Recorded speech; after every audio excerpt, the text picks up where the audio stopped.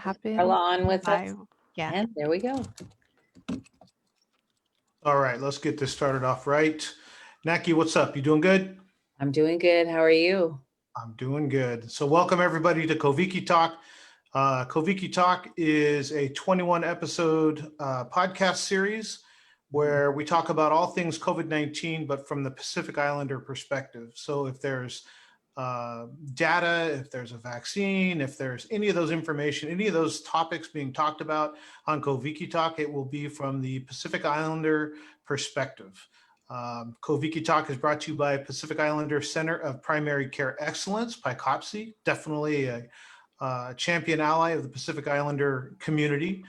And I'm your host, Carl. With me is your host, Naki. Good evening, Naki. Good evening. Good evening.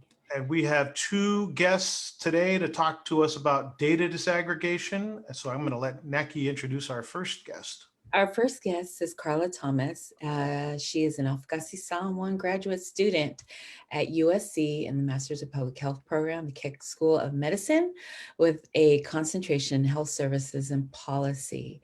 She is also a data tracker for the NHPI COVID-19 Data Policy Lab of the UCLA Center for Health Policy Research, and a leader of the Inland Empire Pacific Islander COVID-19 response team under the SoCal PICRT, working to support NHPI communities in the San Bernardino and Riverside counties. Welcome, Carla. Hi, everyone. Thanks for having me. Yay. Thank you, Carla. And our next guest is Esther Kia'aina, was raised in the island of Guam in Honolulu and on the west side, Nanakuli, Oahu. She currently resides on the windward side in the heart of Kailua. She's a graduate of the Kamehameha Schools, the University of Southern California, and the George Washington University Law School. Esther is the council member-elect for District 3 in Oahu and currently serves as the executive director of the Pacific Basin Development Council, where she advises economic and social development in the Pacific Islands. Esther also worked for President Barack Obama, serving as Assistant Secretary of the Interior. Esther's background also includes serving as First Deputy at Hawaii's Department of Land and Natural Resources, Chief Advocate at the Office of Hawaiian Affairs, Land Asset Manager at the Kamehameha Schools, Chief of Staff for Congressman Ed Case and Robert Underwood, and Legislative Assistant for Senator Daniel Akaka. Welcome, Esther. Thank you so much for having me today.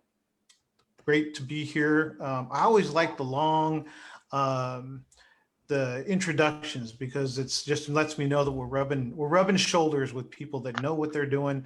We're honored to have both of you here.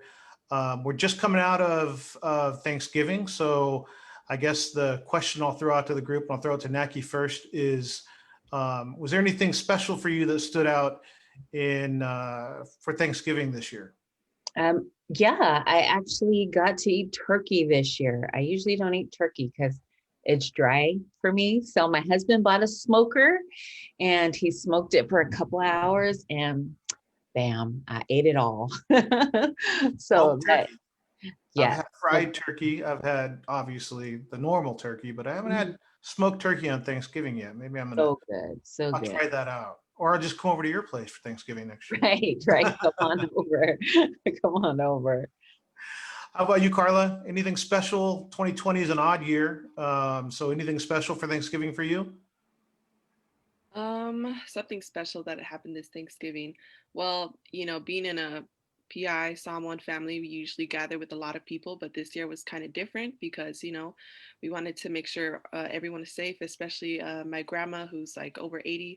So we wanted to be mindful of, of that with the pandemic. So I think what was special is that we were able to kind of just center on our immediate families and, pay closer attention to our parents and our siblings and just, having that time to help my mom cook and stuff.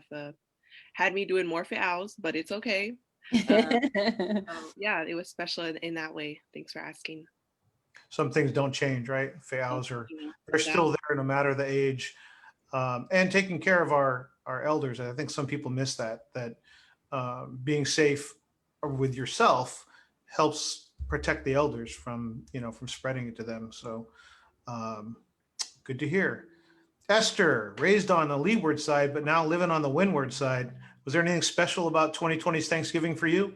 Yeah, it's a funny story. While on the serious side, my first blood relative contracted COVID, and she is a grandniece, my sister's granddaughter.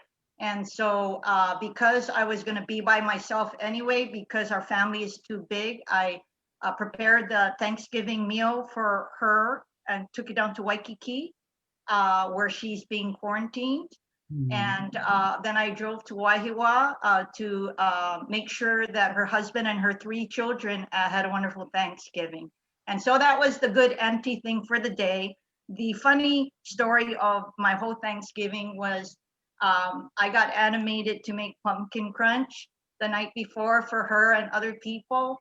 And everyone told me it was easy. So I saw the video clip, and I saw the recipes, and it looked easy peasy, and it was an utter failure.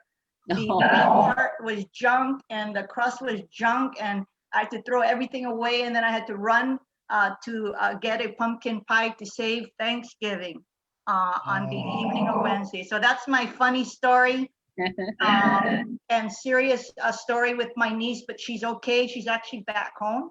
Good. And so, during these challenging times, it's just good for all of us to be here, to be able to talk about what's going on in our communities, and most importantly, what's going on with data disaggregation. Yeah. Yeah, I think that the term data disaggregation can throw some people, like they're like, what is that? Like, that's a big term. Like, what does that mean? And the funny thing is, when you think about like everyday life, like sports fans, data disaggregation looks like a baseball team going to play in a stadium, and you got a pitcher that starts, and who, if it's a right-handed pitcher, they line the lineup with left-handed hitters. Well, they know that because they've disaggregated data about the sport, and they figured out that, hey, these subsets of data help me, make my starting lineup. So there's a lot of things where, data is disaggregated, but I think the term kind of scares people, like, but we do it every day. We do it in, Yeah. different parts of our lives. But in terms of, policy, data disaggregation is huge, because it gives us where, what should policies look like? Are there communities that are being served accurately, representatively? There's so many different things that go to that. But I think that if people think about that from a sports perspective, you get data, you disaggregate it so that you can make better decisions about things to do. It's the same thing when you're talking about policy. So I'm so glad Absolutely. to have 2 professionals with us today.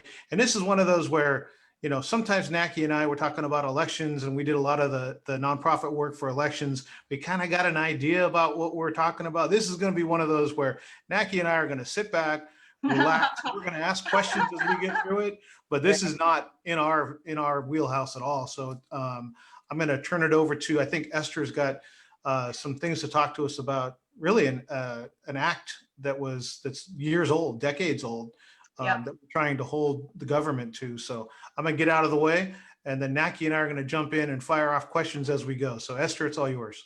Sure. Thank you so much again for having us. I'm going to start from the 30,000 foot elevation, and that goes back to actually 1997. So let's put into context what we mean by data.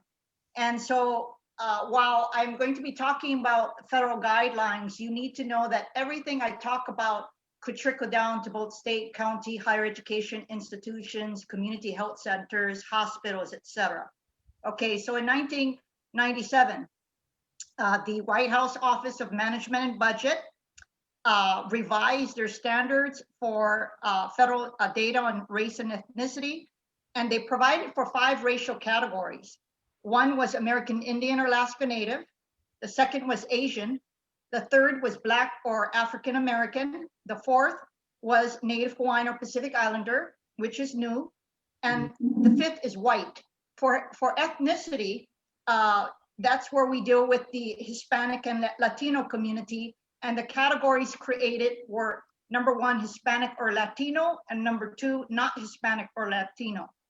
This was a significant and monumental victory for our Native Hawaiian and Pacific Islander communities, because prior to that, Since 1977, OMB only had 4 categories, and we were actually included in the Asian or Pacific Islander category. And let me just give you an example of why that hurt us and why Senator Akaka from Hawaii, who I worked for, started to have us taken out of the Asian category. And so in the early 1990s, students, Native Hawaiian students at Stanford University contacted Senator Akaka and said, Senator, we are tired of being considered overrepresented in colleges. So we have mounted a nationwide campaign among Native Hawaiian students, contacting their administrators to, number one, modify their college applications so that we are not considered overrepresented. And number two, there is no equity in scholarships, especially for Native Americans vis-a-vis Native Hawaiian and Pacific Islanders. So they actually wanted the senator to contact all of the universities. And as a staffer, my job was to figure out how to get it done. So senator said, get it done, period, right? So I said, well, Senator, it's better to find out the root of who guides college applications. So I contacted the US Department of Education, and they said, not our kuleana or responsibility. You have to go to the White House Office of Management and Budget. Okay, this was in the early 1990s. So I called there all scared because, you know, I was young and calling the White House supposedly, right? So I get scared, and then they said, sure, we'll get it to you. And it never comes. Weeks go by. So I call up again and I said, I'm calling from Senator Akaka's office. You told me you're going to fax me, because we had faxes then. We didn't have the internet. You're going to fax me the directive. And that's the first time that I found out how we were locked together. So we started mounting a campaign. It was very, very long. First, Senator Akaka asked for a congressional hearing, and we were refused because they said the federal government has no intention of reviewing the directive. And then in 1993, Senator was the only one on Capitol Hill who seemed to care about this directive. We were invited to an oversight hearing on the House side. So we went over there and testified. That hearing led to an administrative hearing by the Office of Management and Budgets nationwide in 1994. That's Boston, Denver, San Francisco, and then we fought for Hawaii. Now, let me tell you why this is important. And this is a prime example of how, no matter how small our numbers are, we truly could achieve policy objectives if we really wanted to. And then because after those hearings, we stacked it with Native Hawaiians throughout the country. To give you an example, in Boston, out of 22 people testified, 9 were Native Hawaiians. And what we did was it's not like I had an army behind me. I worked with the students, and we had Coconut Wireless, and they contacted Hawaiian students across the country. Anyway, in July 1997, after a 4-year federal interagency review, the Office of Management and Budget in the Federal Register announced that they wanted to solicit comments on what this group came out with. And guess what they did? After 4 years of hard work all across the country, they concluded there will be absolutely no change and that we would stay in the Asian category. And Senator Akaka dispatched me to Hawaii. I met with about 30 people. It was a strategic meeting that involved, I didn't ask for the money, but people said, Esther, we'll support you guys. We mobilized the Native Hawaiian community across the country. Out of 8,565 letters of public comments, 7,000 were from Native Hawaiians. So in October 1997, the OMB and the White House agreed that we should not be in the Asian category. At the time, we were being considered for the American Indian or Alaska Native category, but there was a lot of pilikia going on, anti-Indian sentiment going on in the Congress. And so a compromise was made to establish a Native Hawaiian or Pacific Islander category. Now, some may ask where everybody else. The way Senator Akaka operated was that we deferred to Congressman Eni Faluma Vega to take the lead with regard to any recommendations to come to Senator Akaka with regard to our Pacific Islander communities not just in the territories, but nationally, right? He was active with the groups. And I'll be honest with you, because I got yelled at a lot by a lot of people in Los Angeles, and they said, Esther, what about us? And I said, you need to work with your congressional delegation, because Senator Akaka cannot be speaking for everybody. So unless they told us that this is the direction we were going to go, a lot of people did not want to break off from the Asian category. So I just want to put into context what happened historically. Now, what were the immediate results of this? Although 2003 was the triggering date for all federal agencies to comply, the immediate result was that Native Hawaiian Pacific Islanders increased their overall pool in not just colleges across the country, but Ivy League colleges, okay? So our numbers increased. The 2000 census, for the first time, when it came to pulling up the numbers for the first time in history, disaggregated our numbers, yeah? Now, I want to talk a little bit about the subcategories. So when I say minimum categories, I'm saying that OMB at 30,000 feet determines the minimum categories. Census and everybody else, that includes the state of Hawaii and a hospital, can disaggregate it because it is a minimum standard. So for Pacific Islanders, subcategories for the census, of course, is Native Hawaiians, Samoans, and Chamorros. And if anybody questions, well, why? Because there's others that are, well, I think one of the logic was that they were thinking at the time of those who were indigenous to the United States within the Pacific Island community, okay? So that is, clearly we have a lot of Micronesians in the country now. So I just wanna let you know that was probably the mindset that went, but I need to also let you know that that was not mandated by the OMB directive. These efforts were a result of Asian, Native Hawaiian, and Pacific Islander groups across the country a long time ago, before the 2000 census, who told the Hawaii and California delegations, we demand to have subcategories. This is how it came about. So the reason I'm telling you this is, don't think that the Census Bureau thought to themselves, oh, how can we help them? Okay, this was because of political pressure. The census continued this disaggregation for 2010 and 2020. If you look at the Biden transition website, buildbackbetter.com, again, buildbackbetter.com, you actually have Native Hawaiian and Pacific Islanders on the checkoff box for applicants to be broken off. What was concerning to me, and it's not their fault, that's our job to educate them, right? In their priorities, they put COVID-19, economic recovery, racial equity, and climate change. So of course I click on racial equity. And again, they use the word Asian American and Pacific Islanders in one word. I know they didn't mean any harm. It is our job to make sure that they know what they mean. And what does that mean? It means we should have our own numbers for representation in the Biden administration. Second, for any policies related to racial equity, we need to be disaggregated. That is not discretionary, that is mandatory, and we need to be able to fight to make sure that happens.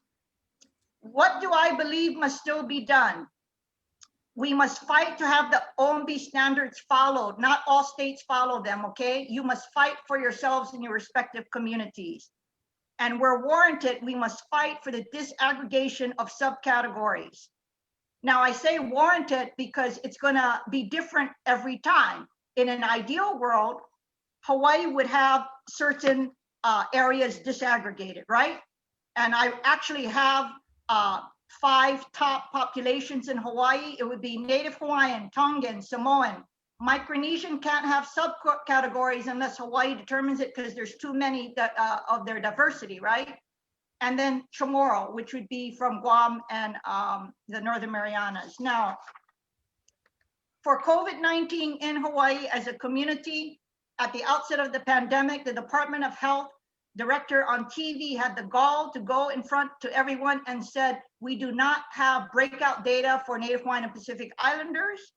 And I was aghast. So I went to Facebook, blasted Dr. Anderson, and called him on it and said he should not be the head of the Department of Health, et cetera, et cetera.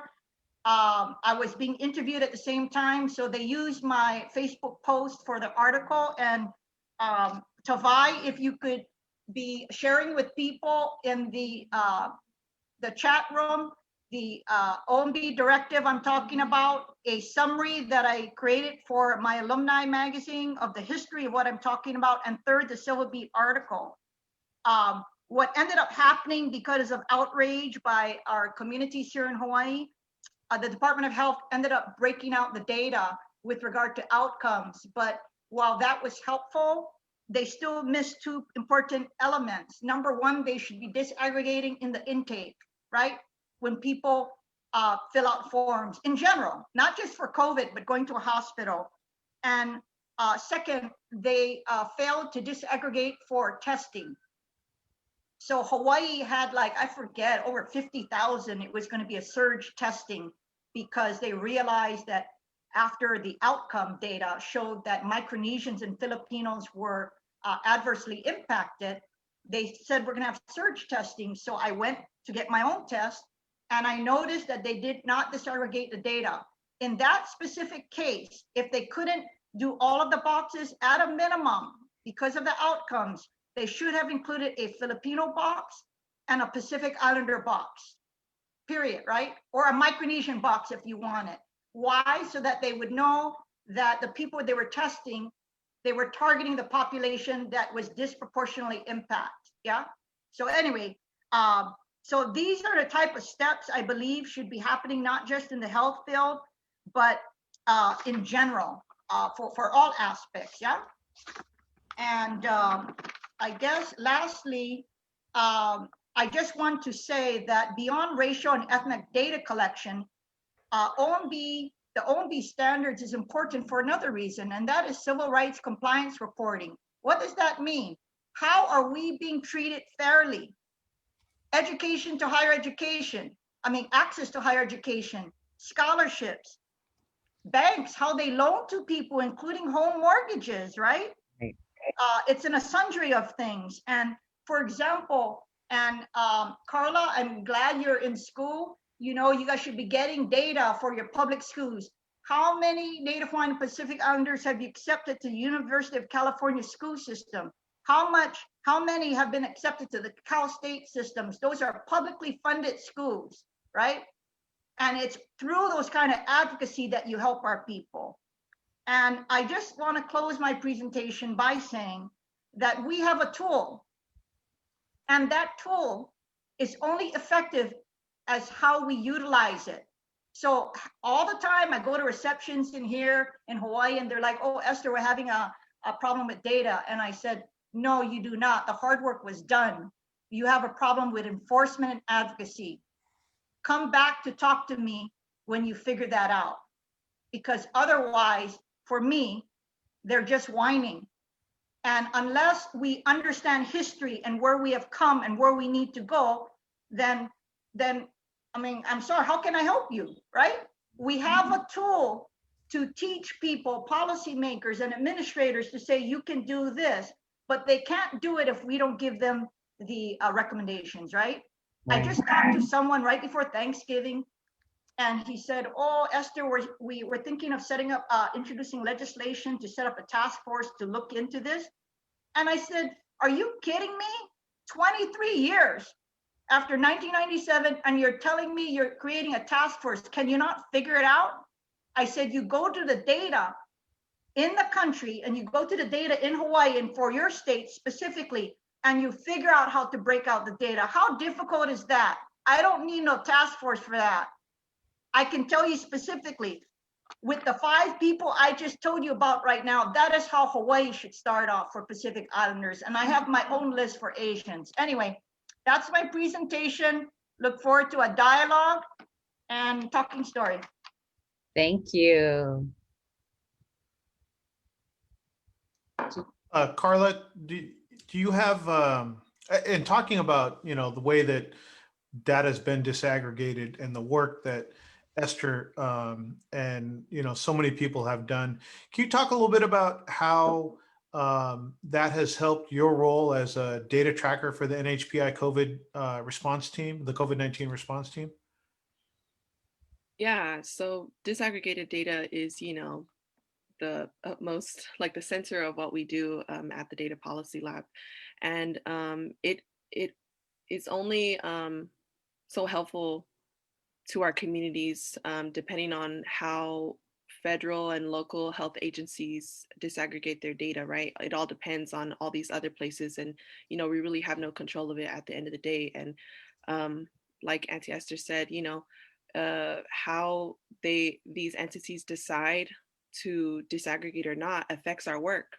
And so um, as far as our lab knows, right now, only 20 states are disaggregating NHPI data on COVID-19. And so, obviously that's really, really low. And that impacts our work and, how we're able to provide evidence and data for the community's needs and how they're able to advocate in their local communities if data is available in their states or counties. Um, as far as other specifics goes, the other 30 states don't specify whether NHPIs are aggregated with another category such as other, or if they're aggregated with the typical umbrella under the AAPI category. Only 5 states specify that NHPIs are disaggregated with the other category, but again, like it's all of this really impacts the work that we do, but we try our best, to provide the needs for the NHPI community throughout this crisis. And it's shown to be successful in, the places where we are able to where we are able to meet those needs. So one example was here in my local area of the Inland Empire, using LA County data and California data on NHPIs, we were able to successfully advocate for Riverside County to finally start disaggregate NHPI data. And through that, we were able to apply for a grant and eventually get funding so that we could provide culturally and linguistically relevant COVID testing and other health interventions for the community out here. So it just goes to show how all of that trickles down into the impact and the real work that affects the community. Um, either one of you, do you think because of affirmative action has been eliminated in most states, can disaggregated data for PIs be used to leverage more enrollment?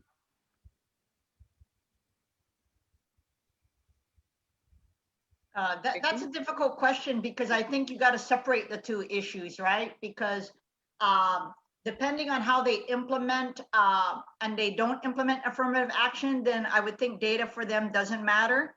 But I can't imagine a rational higher education administrator for not collecting the data because they're mandated to by the 1997 standards.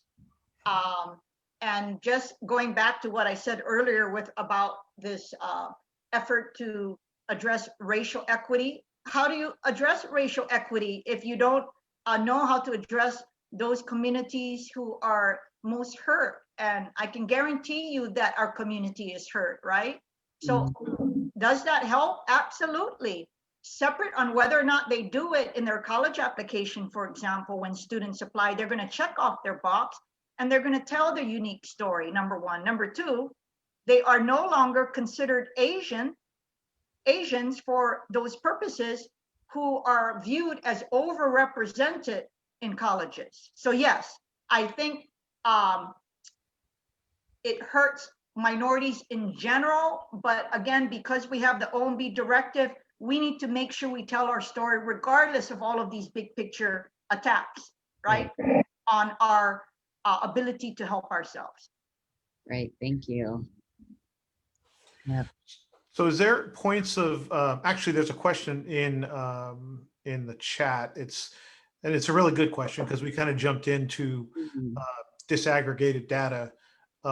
If maybe either one of you or both of you can kind of talk about real briefly, what's the difference between disaggregated data and aggregated data? Why don't we have Carla answer that first?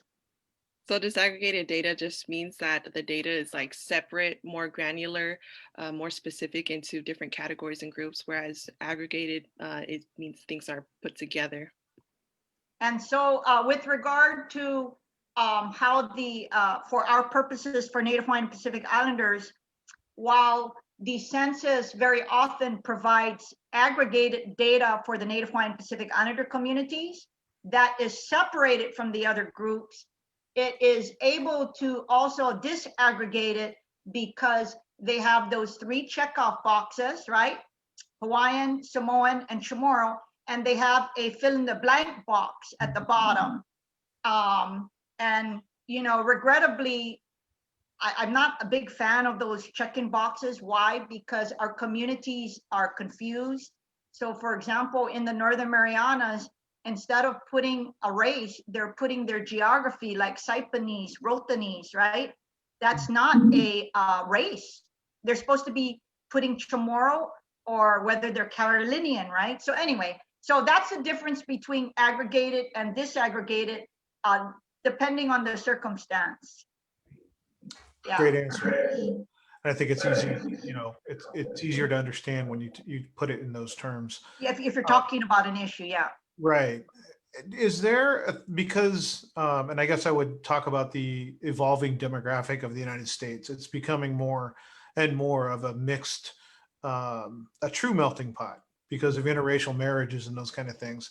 As the demographics become more biracial and interracial, is there, what can minority groups do to continue to get data that applies to them? Because now you're going to have like my kids are half white, half Samoan.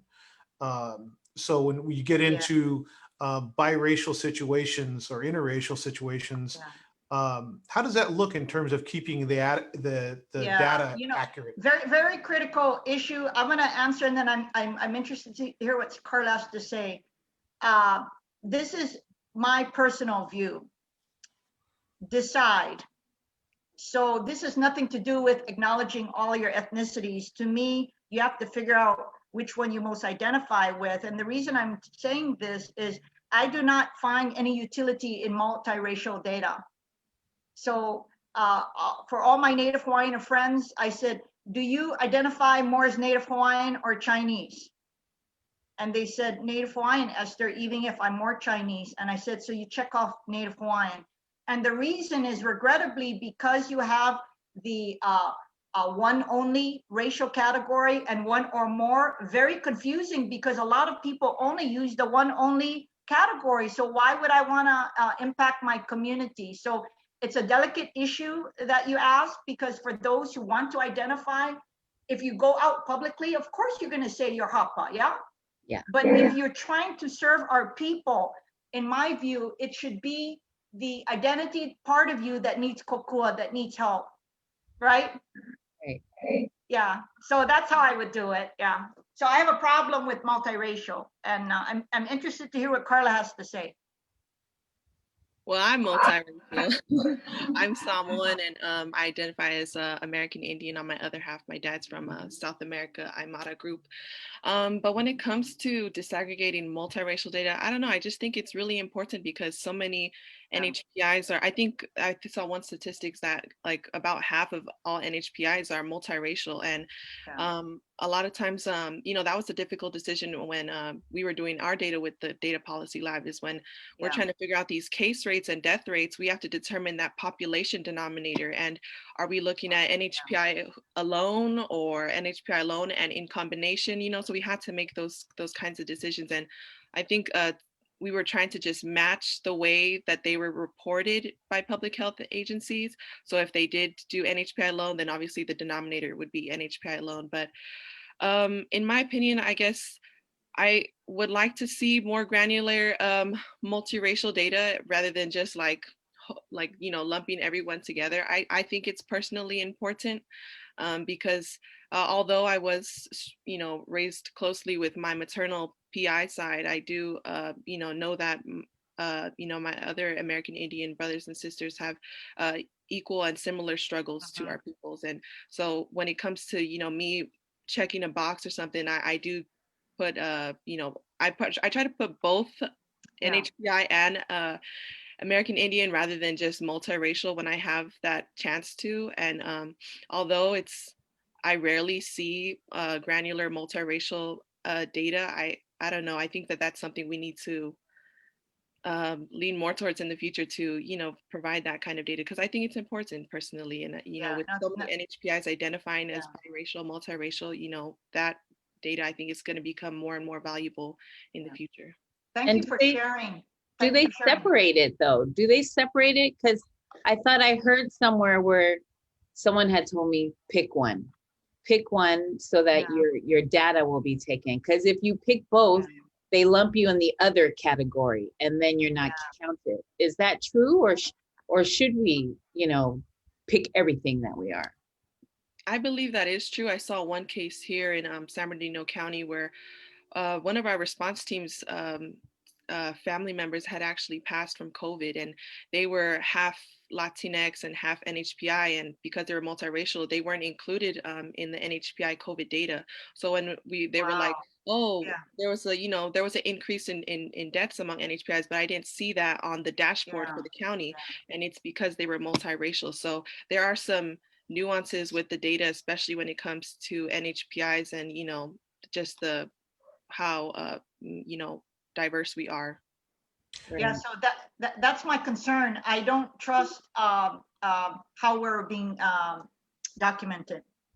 I think that's a really good point, that if you get too granular in terms of race, you can get into a diminishing return kind of when you get too far into a subset, you could be diminishing programs or funding, or, by splintering it, so to speak. I think, Naki, you had a question about what do we do if we see Yeah. something? Yeah, what do we do if we see a government organization not disaggregating data? Oh, who should they talk to? What would we do? You have to write a letter and attach the document that is in the chat room and say, if you are unaware, the federal government has established minimum guidelines, which must include Native Hawaiian and Pacific Islander data. I highly encourage that you modify your procedures and processes to reflect this guideline.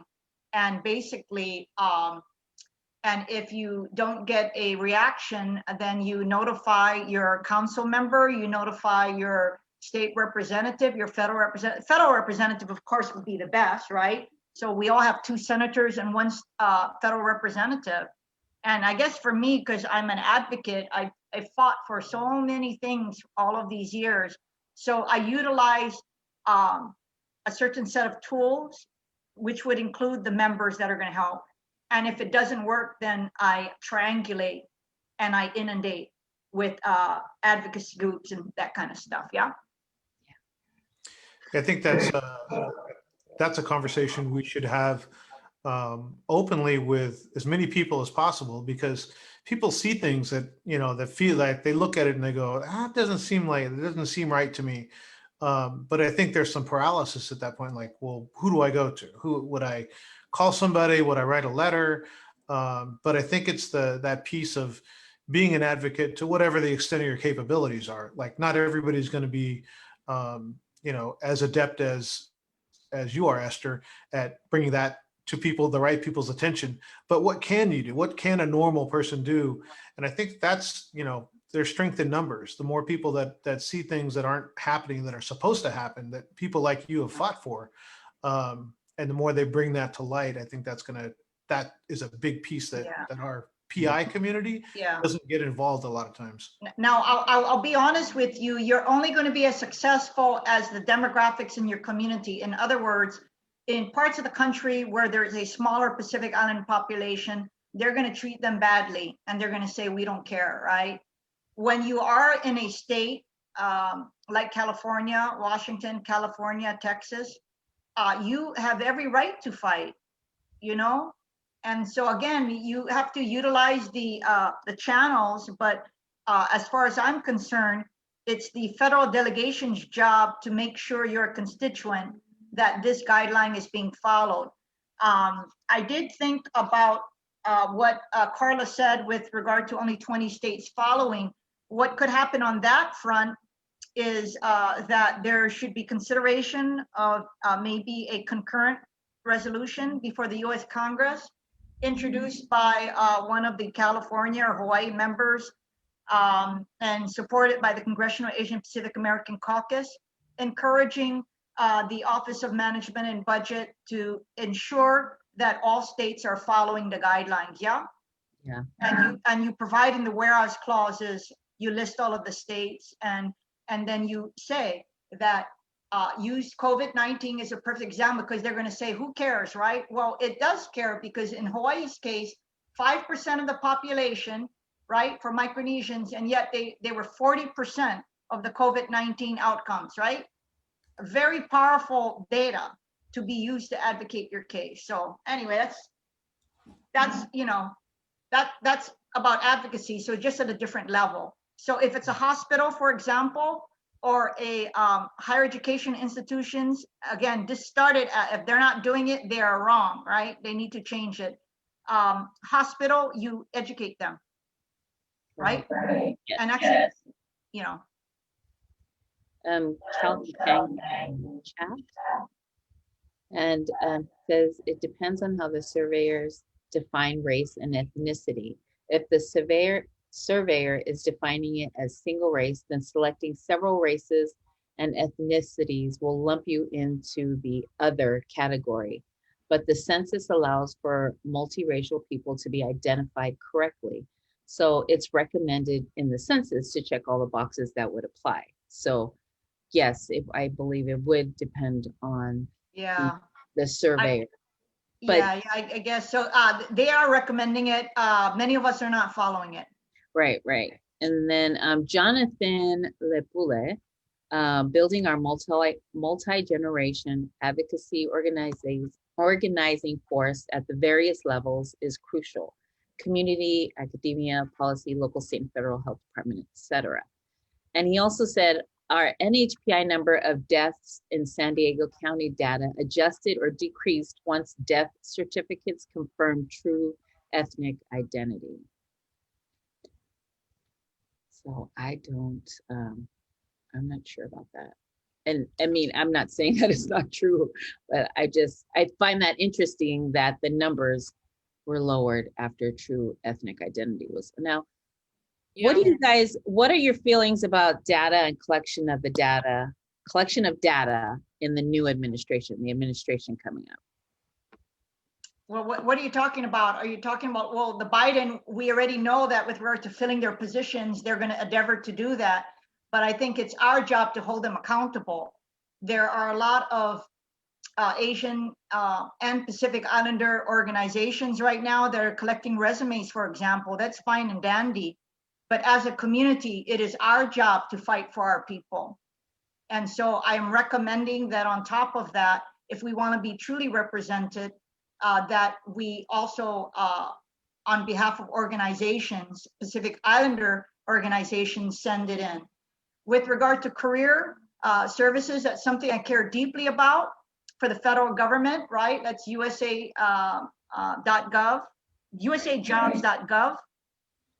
Again, where are the numbers, you know? And can you imagine my, I get heartburn every time someone in Hawaii complains to me about something. They're like, Esther, and I said, well, did you enforce the OMB directive? And they're like, that's too much work for them, right? And I said, well, you know what? Sorry. So nobody wants to do the homework, right? And so accountable. So number one, we hold the Biden administration accountable for the number of Native Hawaiian and Pacific Islanders in all aspects of their hiring for political jobs. Number two, we find out from the Office of Personnel Management, right, that in the manner of how, let's get the data, show us across all of the federal agencies how many Native Hawaiian and Pacific Islanders are there, right? We can also demand that at the state and county levels. And that's actually something I'm doing in Hawaii. And I'm saddened that I have to do this because it should be done already. We're 23 years late. That's a good way to put it. That's a good 23 way. years late. And let me tell you another thing of how it impacts policy. Carl, you said at the outset, it's not just data, it's policy.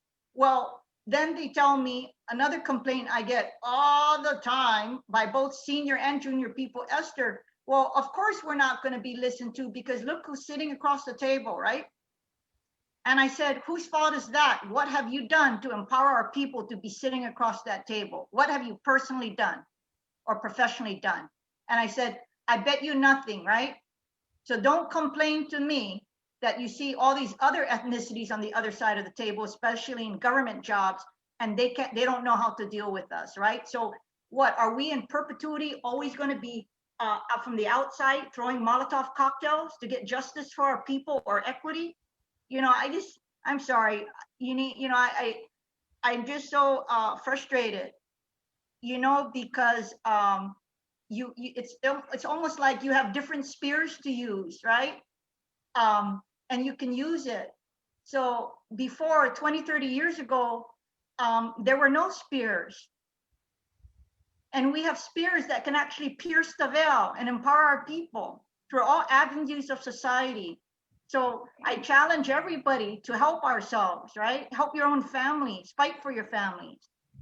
I do Yeah. that on a daily basis with my own personal family members when they say, you know, the guy would make any kind when I was interviewing for a government job, right? And that's wrong.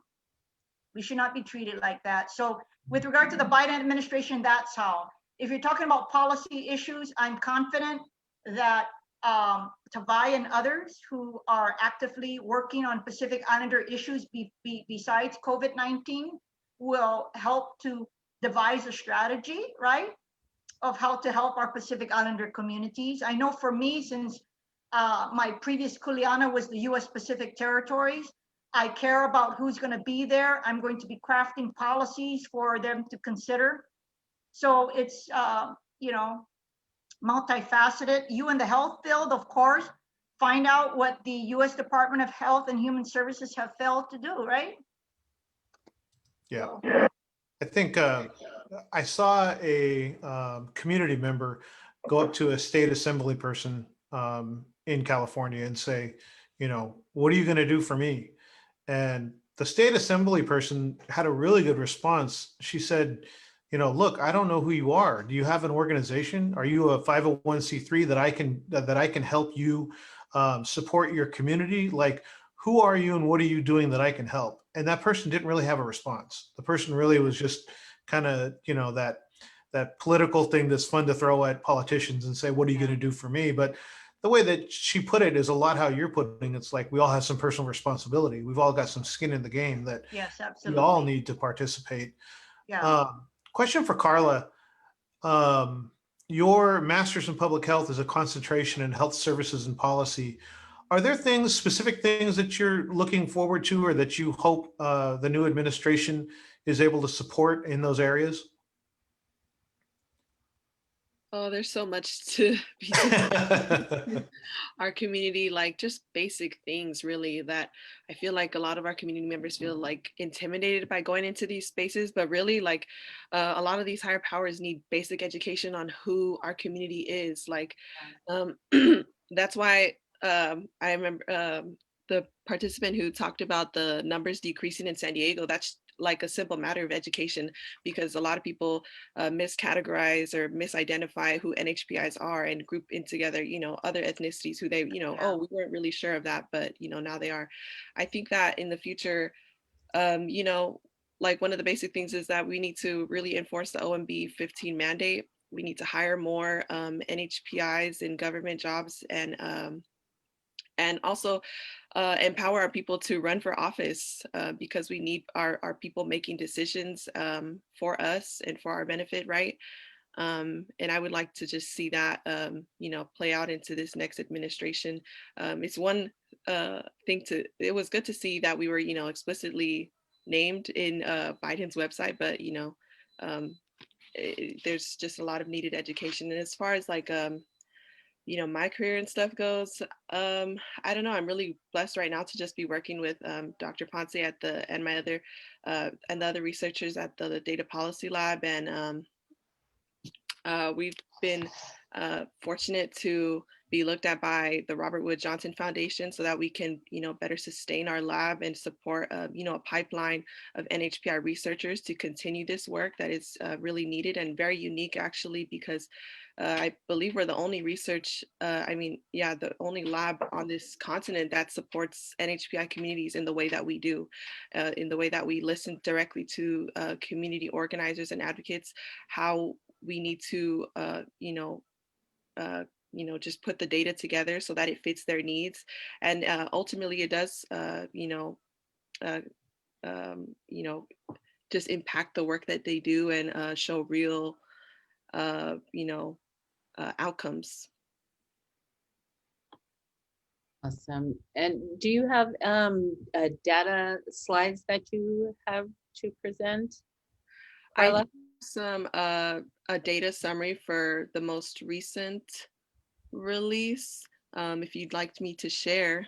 That's a good thing about having the data tracker as a guest on the show. They've got the brand new news, when the news when it's still new. Yeah, so let me share my screen then, and I'll show you all what the latest numbers are for NHPIs and COVID-19. I appreciate that. While Carla's putting that up, it's a reminder that she is one of the data trackers on the national COVID response team, working out of the Inland Empire. And for those of you who don't know what the Inland Empire is, it's an area in California. It's so funny that like in California we will say the Bay.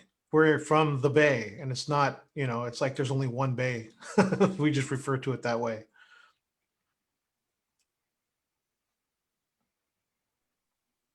Yeah, the IE doesn't, it's slowly coming up there, but yeah. So this is our most recent data report. So this is data for as of November 25th, right before Thanksgiving. So the total NHPI cases in the states where we have disaggregated data available is 29,233 COVID positive cases, and then 356 NHPI deaths. So these are some of the states where we see the highest COVID case rates. And so you can see here in Alaska, Utah, Arkansas, Washington, Ohio, Illinois, and Colorado, NHPIs actually have the highest COVID-19 case rate. And then in the other states, California, North Carolina, and Utah, we were kind of like right next to each other with the Latinx community. So it's, very hard to see. And I know our community members feel this firsthand, but this is what the numbers are looking like. As far as this is the weekly change in cases and deaths. So, how much higher in the percentage our cases went up. We actually have the most number of cases in the state of Hawaii at 4,854. And then the second most concentrated number of NHPI cases is here in California, or where I'm at in California, actually. And then the number of deaths where it's the highest is in Hawaii. Again, 61 is the previous week's deaths, and then for last week it's went up to 67 deaths. Here on this is just the monthly change in cases and deaths, so similar, but just on a different time basis. And then these are the case and death rates. We could see Arkansas has a really high case rate at 21,000 cases per 100,000 NHPIs. Also very high in Iowa, 40,000 cases per 100,000.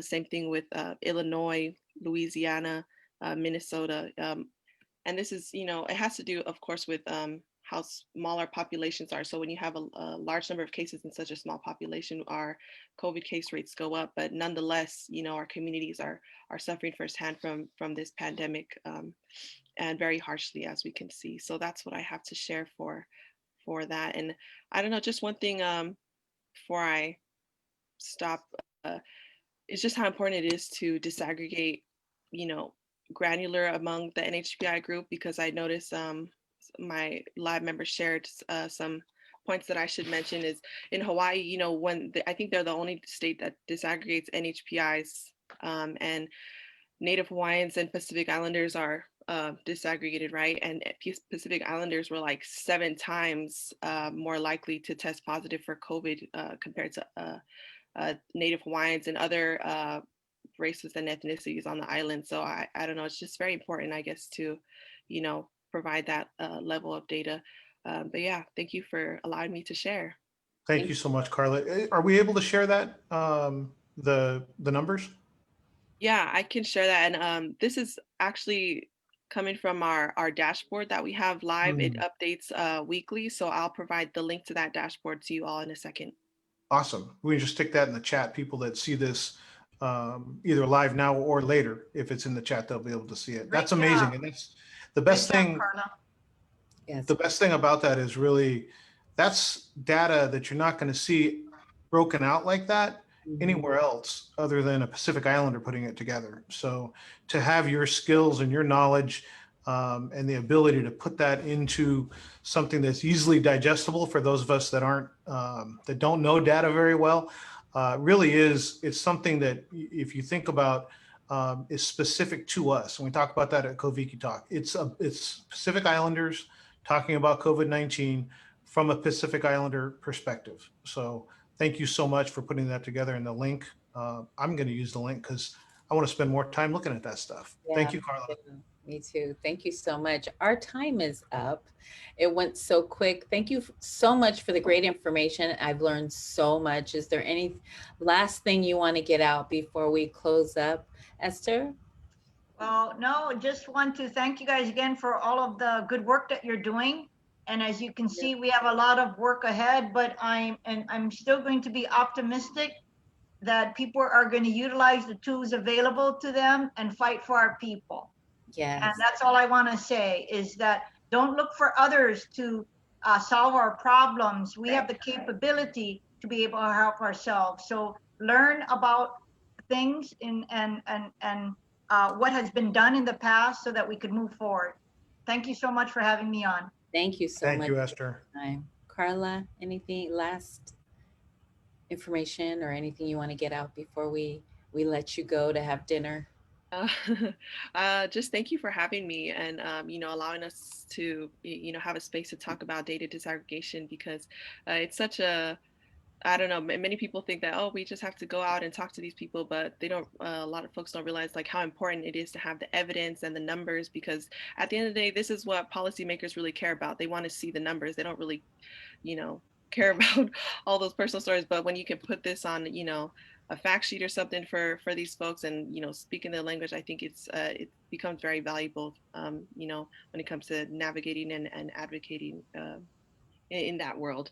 But besides that, yeah, I highly encourage folks to get involved in their local communities, even with just your family, because what I've noticed here in the Inland Empire is that a lot of these nonprofit organizations started because of families coming together to, do the work that they wanted to. And that extended, to their extended families, and it eventually created a 501c3. And, they're doing really powerful work. So you don't have to find, this nonprofit to work with. It starts with you and your family. So that's what I have. And thanks again, Carla Naki, for having me. And thank you, Auntie Esther, for the wisdom that you provided and your passion and everything in this talk today. Thanks, y'all. So much. Anything, Naki? No, just great information. I enjoy all the information that Esther and Carla provide for us. And this is the second time we had them on, and I learned something new every day. And so I'm glad that they're here to share the information and this platform created for us by us. So thank you so much. Awesome. Always good to, I always talk about that we stand on the shoulders of giants. And when Carla's able to get data and information because of work that Esther's done, that's a good example of our predecessors that come before us, that we're building on top of what they've already made for us. So always a pleasure to share space and rub shoulders with you two. I'm sure that we'll have you back later. Thank you so much for the work that you do for the Pacific Islander community. Thank you everybody for tuning in. Once again, this is Koviki Talk, Center of Primary Care Excellence, PICOPSI. Thank you all, and we'll see you next week.